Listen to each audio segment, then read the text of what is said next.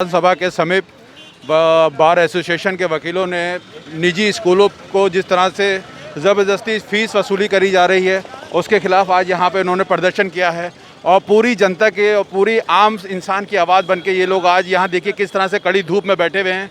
और इनकी सिर्फ एक ही मांग है कि बच्चों के जो स्कूल पूरी तरह से बंद हैं इस वक्त, और उस हिसाब से वो जिस तरह से पूरी फ़ीस वसूल कर रहे हैं उस फ़ीस को लेके इन लोगों की मांग है कि उस फीस को माफ़ करो। ये लोग ये भी कह रहे हैं कि हम फीस देंगे लेकिन उतनी ही देंगे कि जितनी जायज़ है, और स्कूल इस वक्त नाजायज़ तरीके से पूरी फीस वसूल कर रहा है और मनमानी कर रहा है और अभिभावकों को ऊपर दबाव डाल रहा है कि अगर फीस नहीं दी गई तो उनके बच्चों का नाम काट दिया जाएगा। आइए इन्हीं लोगों से पूछते हैं कि आखिर इनकी क्या डिमांड है और ये सरकार से क्या मांग चाहते हैं। योगी जी बच्चों की फीस माफ करो, माफ करो, माफ करो।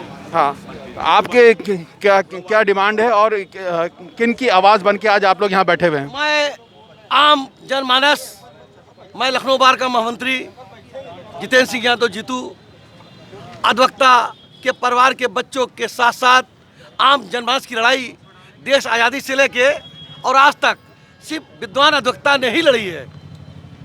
और कोविड-19 वैश्विक महामारी के तहत पूरे देश में लॉकडाउन रहा, पूरे देश में लॉकडाउन रहा। और उस दौरान प्रधानमंत्री जी ने, योगी जी ने बहुत सी चीज़ें माफ़ की, सिर्फ बच्चों की फीस माफ़ नहीं की। क्यों नहीं की? क्या लोगों ने उनको बताया नहीं? क्या डिप्टी चीफ मिनिस्टर ने, जो स्वयं प्रोफेसर है, उन्होंने उनसे वार्तालाप नहीं की? अधिवक्ताओं के बच्चों के बारे में नहीं बताया? उनका दर्द आज पत्राचार के माध्यम से विगत एक माह से चल रहा था। कल हमारी प्रेस कॉन्फ्रेंस के माध्यम से मैंने ये निर्णय लिया कि 12 बजे विधानसभा के सामने दो लोग, हमारे संजीव पांडे सेंट्रल बार के महामंत्री और मैं स्वयं लखनऊ बार का मंत्री, दो लोग चटाई डाल के हाथ जोड़ के माननीय योगी जी से करबद्ध प्रार्थना करूंगा कि बच्चों की फीस आप माफ़ कर दें। निर्णय जो भी ले हमें मान है, मगर उन गरीब बच्चों की फीस माफ़ करें जिन्होंने 3 महीने कुछ नहीं किया है। कचहरियाँ बंद रही, अदालतें बंद रही, मिष्ठान बंद रहे, कार्य ठप रहा। मैं उन बच्चों के लिए निवेदन कर रहा हूँ। जिस तरह से देखा जा रहा है कि आम जनमानस के पास इस वक्त खाने पीने की भी बहुत बड़ी दिक्कत है, उस स्थिति में जिस तरह से लखनऊ में निजी स्कूल फीस की डिमांड कर रहे हैं और अभिभावकों पे दबाव बना रहे हैं। जगदीश गांधी ने अंसल में 100 करोड़ की जमीन खरीदी। ये गरीब है, 100 करोड़ रुपए की जमीन खरीदी और सेंट जोसेफ के अनिल अग्रवाल ने ऑडी कार खरीदी। ये अपने आप को कहते हैं गरीब है। 20 दिन पहले आप बताइए, ये गरीब कहते हैं? तो आप कितने प्रतिशत तंत्र इनके ऊपर हावी है? आप कितने प्रतिशत तक की छूट चाहते हैं प्रशासन के? जो निर्णय ले, लॉकडाउन के दौरान की 3 महीने की फीस माफ हो, उसके बाद 50% फीस माफ होनी चाहिए। No school no fees.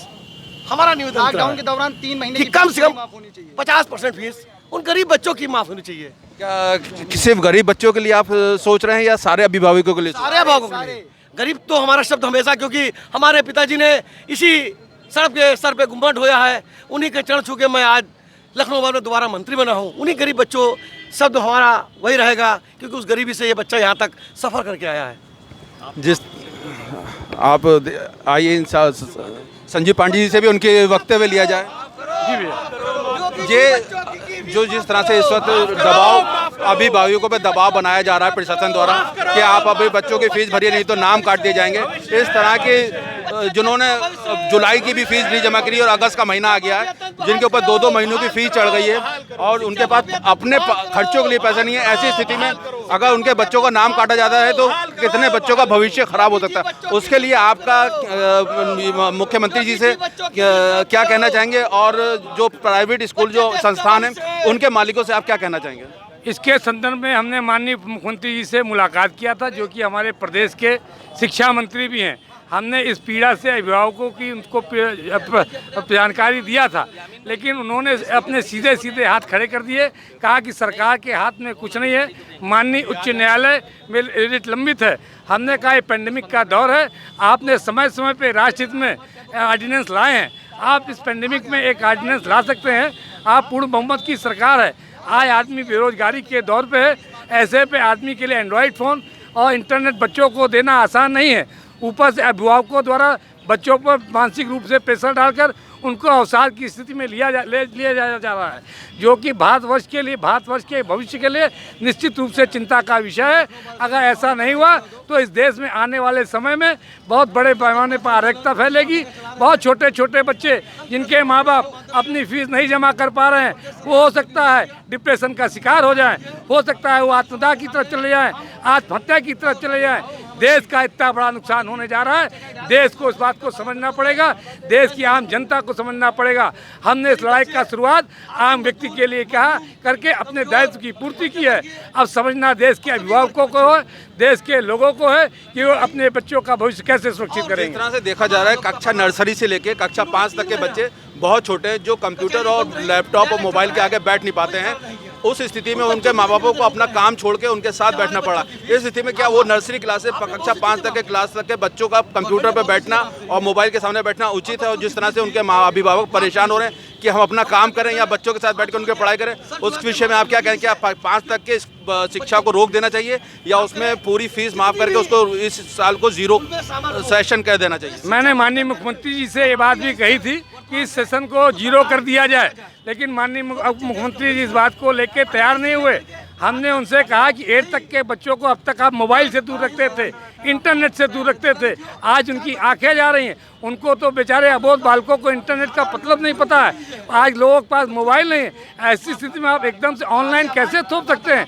फिर भी अगर आप कहते हैं आपकी निजी स्कूलों के प्रति हमदर्दी है, तो हमने कहा ठीक है, आप अपना एक खर्चा भले ले लीजिए, जो ऐसा आप हर 6 साल में एक नया विद्यालय खड़ा करते हैं। आज एक शिक्षा व्यवसाय के रूप में खड़ा हो चुका है। ये जीने का वर्ष है, ये कमाने का वर्ष नहीं। हमने अभिभावकों, हमने प्रबंधकों से भी अपनी गुजारिश किया। माननीय मुख्यमंत्री जी ने हमसे कहा था आप लोग इनकी मीटिंग करिए। हमने कहा हमारी ये हैसियत नहीं, ना हमारे कहने पे निजी स्कूल के अभिभावक खड़े होंगे। आप उनके बुलाइए, जहाँ भी बुलाएंगे हम लोग उनसे वार्ता करने को तैयार हैं और बीच का रास्ता निकालने को तैयार हैं, लेकिन अभी तक किसी ने कोई सुध नहीं लिया। जिस तरह से आपने देखा कि ये वकील समुदाय यहाँ पे बैठ के बार काउंसिल का निजी स्कूलों पे दबाव नहीं बना रहा, बल्कि उनसे एक विनती भी कर रहा है कि जो आम आदमी है, जो आम आदमी इस वक्त रोजी रोटी से जूझ रहा है, और जिनके बहुत से लोग ऐसे भी हैं जिनके एक ही स्कूल में 2-2, 3-3 बच्चे पढ़ रहे हैं, और जिस तरह से कमाई के साधन सारे, इस स्थिति में उनका सब बच्चों को पढ़ा पाना बहुत मुश्किल होगा।